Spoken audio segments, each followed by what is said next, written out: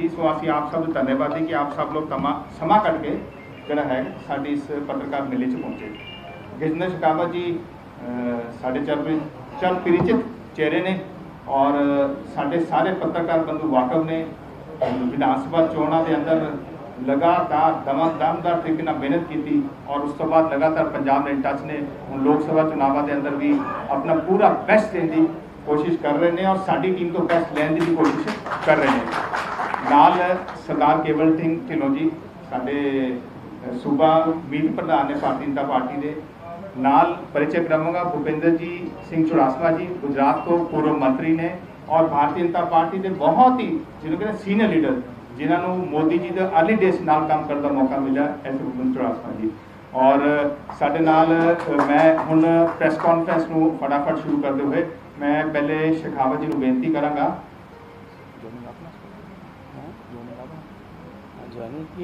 अच्छा मैं तुसी जिस तरह स्टेज देख के समझ गए होने हो सारे पत्रकार बंधु। वैसे तो दोपहरी तुम सारे खबर लगनी शुरू हो गई सी, फोन भी आने शुरू हो गए थे। मैं लगातार मना करता सी मैंने कुछ नहीं पता, पर चलो तुम पता लग जाए थोड़े अपने सोर्स है ने।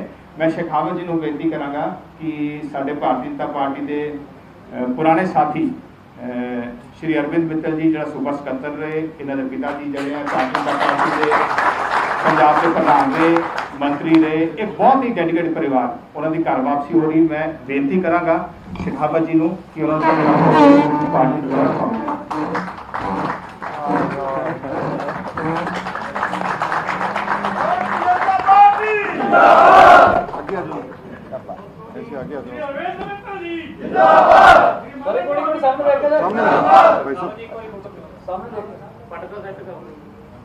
पटका सट करने चलो थैंक यू। मैं बेनती करांगा शेखावत जी को कि साडे नाल इस मौके दो बोल साझे करन। शेखावत जी। धन्यवाद। आज की इस पत्रकार वार्ता में जब पार्टी के बहुत पुराने परिवार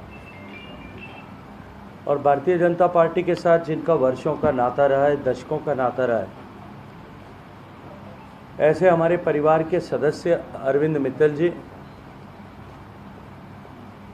जो परिवार में कहीं कहीं किसी विषय को लेकर के थोड़ी बहुत मन में फ़र्क आ जाने के कारण से हमसे बिछुड़ गए थे। मैं मानता हूं कि आज का दिन हम सब लोगों के लिए अत्यंत सौभाग्य का दिन है कि आज अरविंद मित्तल जी वापस भारतीय जनता पार्टी के परिवार में औपचारिक रूप से सम्मिलित हुए। मैंने ये औपचारिक शब्द जानबूझ करके उपयोग किया है क्योंकि मैं जानता हूं कि एक बार भारतीय जनता पार्टी से कहीं विलग अलग हुए होंगे, लेकिन अरविंद मित्तल जी और इनके परिवार के डीएनए में भारतीय जनता पार्टी समाहित है। ये राष्ट्रवादी विचार का परिवार, राष्ट्रवादी सोच का परिवार, दीनदयाल जी के एकात्म मानववाद से प्रेरित परिवार, श्यामा प्रसाद मुखर्जी के वो लक्ष्य कि हम भारत को अखंड भारत बनाएंगे, उसको सशक्त भारत बनाएंगे, संपन्न भारत बनाएंगे, समृद्ध भारत बनाएंगे, उस लक्ष्य से प्रेरित परिवार और उस लक्ष्य के लिए समर्पित परिवार के सदस्य हैं। इसलिए किताबी कागजी कार्रवाई में शायद हमसे कहीं विलग हुए होंगे, लेकिन मानसिक रूप से और आत्मिक रूप से कभी ये भारतीय जनता पार्टी से अलग न थे, न हो सकते, न रह सकते थे। लेकिन आज क्योंकि एक बार फिर हम सब लोग साथ आए और मेरे लिए ये समय, या आज का ये जो क्षण है, ये क्षण बिल्कुल एकदम भरत मिलाप के जैसा समय है जब बिछड़े हुए दो भाई हम लोग मिले। और मैं विश्वास के साथ में कहता हूं कि इनके आने का प्रभाव निश्चित रूप से सकारात्मक होगा, न केवल इनके क्षेत्र में, अभी तो पूरे पंजाब में भारतीय जनता पार्टी के नए पुराने कार्यकर्ताओं में एक नवीन ऊर्जा और उत्साह का संचार आज इनके घर वापसी से होगा। चुनाव का प्रचार अब लगभग चरम पर पहुंचा है और देश भर में चुनाव के 6 चरण समाप्त हो चुके हैं। इन 6 चरण के चुनाव से जिस तरह का फीडबैक पूरे देश भर से आया है, अब तो कुछ ही सीटें शेष रह गई हैं। भारतीय जनता पार्टी को जो लक्ष्य और जो नारा देश की जनता ने दिया था कि अब की बार 400 के पार जाना है। अब तक जितने चरण चुनाव के हुए हैं उनको देख करके और उनके बाद में जिस तरह का फीडबैक आया है उसको देख करके मैं विश्वास के साथ मैं कह सकता हूं कि देश की जनता का भरोसा नहीं टूटेगा और देश की जनता को निराशा भी नहीं होगी। देश भर में अतीव उत्साह का माहौल और नरेंद्र मोदी जी को पुनः प्रधानमंत्री बनाने, भारतीय जनता पार्टी को प्रचंड बहुमत देने को लेकर के एक सुनामी जैसा माहौल पूरे देश भर में चल रहा है और पंजाब भी इससे अछूता नहीं है। 27 अप्रैल से निरंतर मैं पंजाब के प्रवास पर हूं और लगभग पूरे पंजाब का प्रवास पिछले इस कालखंड में, आज हम जब बात कर रहे हैं 27 तारीख को, इस एक महीने के कालखंड में मैंने पूरे पंजाब का कई बार प्रवास किया है। लगभग कई सारी विधानसभाओं तक जाकर के मैंने बात की है और अगर विधानसभा के काम करने वाले कार्यकर्ताओं के दृष्टिकोण से देखूं तो पूरे पंजाब का जो है इस प्रवास और उनके साथ में बातचीत मैंने की है। जिस तरह का उत्साह का माहौल है और पंजाब में जिस तरह का अंडर करंट है, मैं जिम्मेदारी के साथ में कहता हूं यहां बैठे हुए सभी पत्रकार मित्रों को कि 4 तारीख को आप सब लोग स्तब्ध रह जाएंगे। ऐसा परिणाम भारतीय जनता पार्टी के पक्ष में निश्चित रूप से आने वाला है। 2022 के चुनाव के समय में जब हम पहली बार 30 साल बाद में अपने गठबंधन से हमारे साथी हमें छोड़ करके गए थे, उस कठिनाई के दौर के बाद में जब भारतीय जनता पार्टी का बीज जब 2022 के चुनाव में हमने प्रतिरोपित किया था, पंजाब की इस धरती पर हमने अपने दम पर चुनाव लड़ने का, सबसे बड़े दल के रूप में चुनाव लड़ने का फैसला करते हुए, हालांकि उस समय हमारा गठबंधन जो अमरिंदर सिंह साहब की पार्टी के साथ में भी था, ढींडसा साहब की पार्टी के साथ में भी था, लेकिन फिर भी पहली बार हमने एक बड़े भाई की भूमिका में रह करके लीड करते हुए चुनाव लड़ा था। उस समय भी मैंने कहा था कि हम एक बीज आरोपित आज पंजाब की धरती पर कर रहे हैं और मैं धन्यवाद, अभिनंदन करना चाहता हूं आप सब पत्रकार मित्रों का भी कि आपने जिस तरह से सहयोग किया, समर्थन किया और पंजाब के लोगों का जिस तरह से स्नेह मिला। आज वो जो बीज आरोपित किया था वो बढ़ करके एक वृक्ष के रूप में खड़ा हो गया है और मैं जिम्मेदारी से आज आपके सामने ये कह रहा हूं कि इस 2024 के लोकसभा चुनाव के फैसला आने के बाद में जिस तरह की भूमि तैयार होगी, जिस तरह की धरती तैयार होगी, 2027 में भारतीय जनता पार्टी निश्चित रूप से सरकार बनाने वाली है। हम उस रास्ते पर गति के साथ में आगे बढ़ रहे हैं। आप सबका सहयोग, समर्थन इसी तरह से मिलता रहे, इसके लिए मैं आप सबसे अनुरोध करता हूं। आज ये शुभ दिन शुभ घड़ी जो आई है, उसमें अगर किसी एक व्यक्ति की सबसे महत्वपूर्ण भूमिका है तो मैं अभिनंदन करना चाहता हूं प्रवासी कार्यकर्ता के रूप में आए हुए, जो हम सबके मार्गदर्शक भी हैं और जिनके जीवन इतना प्रेरक है कि हम सबको नित्य प्रतिदिन उनसे कुछ सीखने को मिलता है। ऐसे श्रद्धेय भूपेंद्र सिंह जी चुड़ासमा साहब 9 बार विधानसभा में गए, जीवन पर्यंत अपराजय रहे और 5 बार मंत्री रहने के बावजूद भी पार्टी के एक फ़ोन कॉल पर यहाँ आकर के एक सामान्य कार्यकर्ता के रूप में कोई व्यक्ति बिना किसी मान, बिना किसी अभिमान, बिना किसी व्यक्तिगत आकांक्षा अभीप्सा के भारतीय जनता पार्टी के एक साधारण कार्यकर्ता, सिपाही के रूप में रह करके जिस तरह से वो काम कर रहे हैं, उन्होंने धरातल पर बात करके आज ये प्रेस वार्ता तक हम पहुँचे और अरविंद जी वापस हमारे परिवार में सम्मिलित हुए। इसको सुनिश्चित करने में सबसे बड़ी भूमिका जो आदरणीय भूपेंद्र सिंह साहब की थी। मैं पंजाब भारतीय जनता पार्टी परिवार की तरफ से, क्योंकि मुझे तो अब पंजाब भारतीय जनता पार्टी परिवार के लोग अपने ही परिवार का लोग मानने लगे हैं, इसलिए परिवार की तरफ से आदरणीय ढिल्लों साहब हम सब के बीच में उपस्थित हैं, पार्टी के सीनियर वाइस प्रेसिडेंट हैं आपकी तरफ से और सब की तरफ से जो है मैं आदरणीय भूपेंद्र सिंह साहब का हृदयपूर्वक अभिनंदन और आभार ज्ञापित करता हूं। आप सबका बहुत सारा धन्यवाद।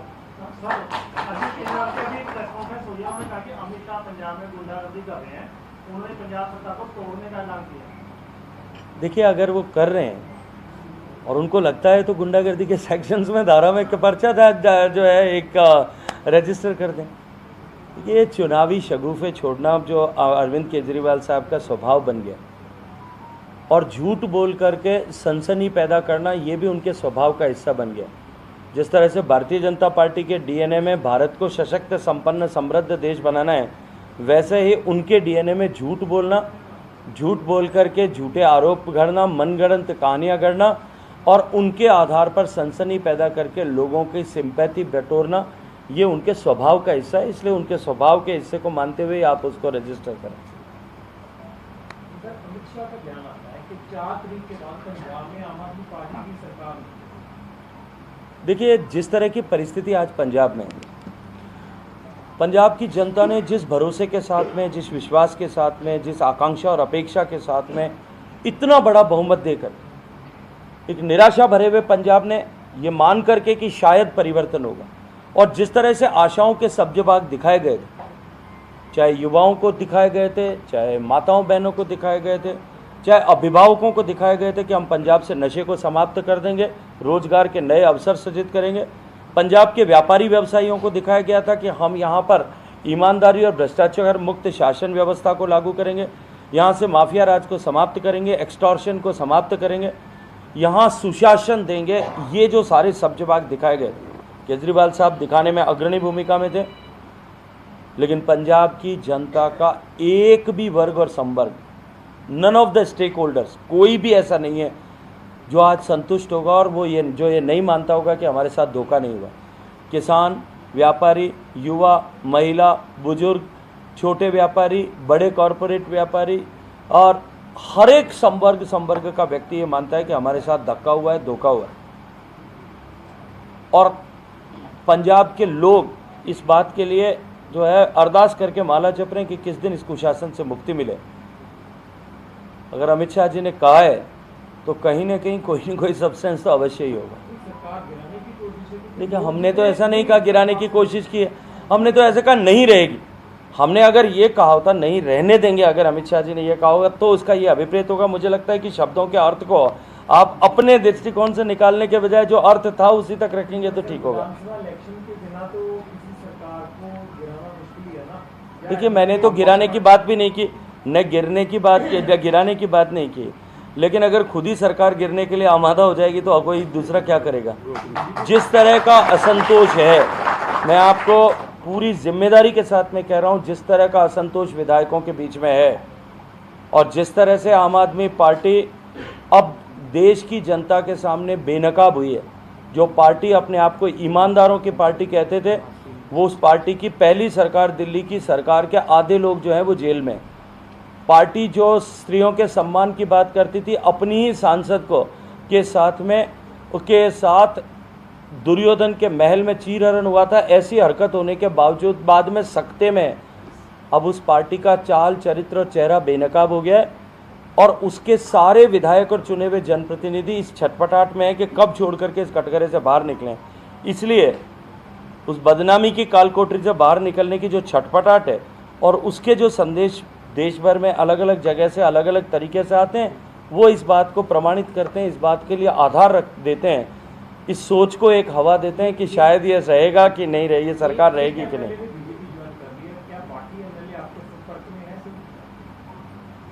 एक ने ज्वाइन किए, अनेक हो सकते हैं ऐसे जो ज्वाइन करने के लिए तैयारी करके बैठे।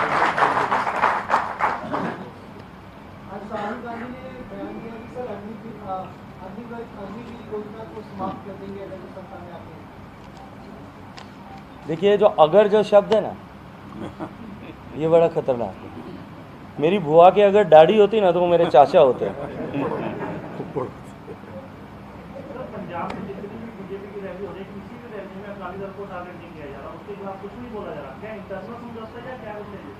देखिए, जो इनसिग्निफिकेंट हो गई है, जो नॉन कॉम्पिटिटिव प्लेयर पूरे पंजाब में हो गया, अब उसके ऊपर कौन टारगेट करेगा। अगर भारतीय जनता पार्टी टारगेट नहीं कर रही है तो आप इस तरह का कयास लगा सकते हो।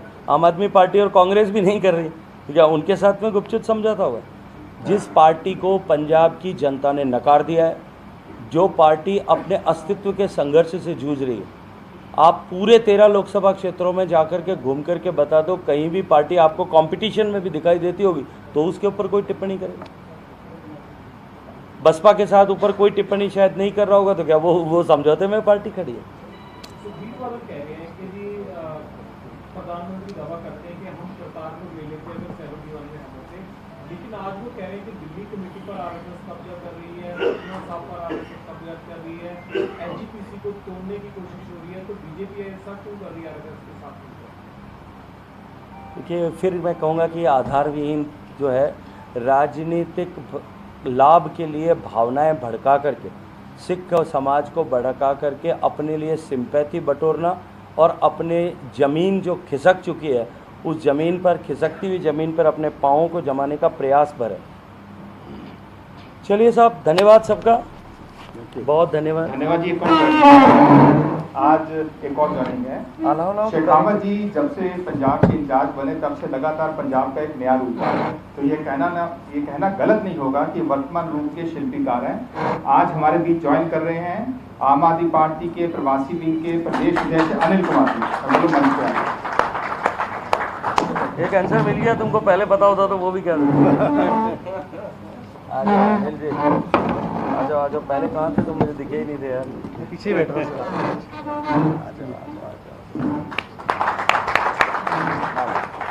ये प्रवासी विंग के प्रदेश अध्यक्ष हैं। तुमको बता रहा हूँ, तुम कह रहे हो कितने एमएलए और आएंगे।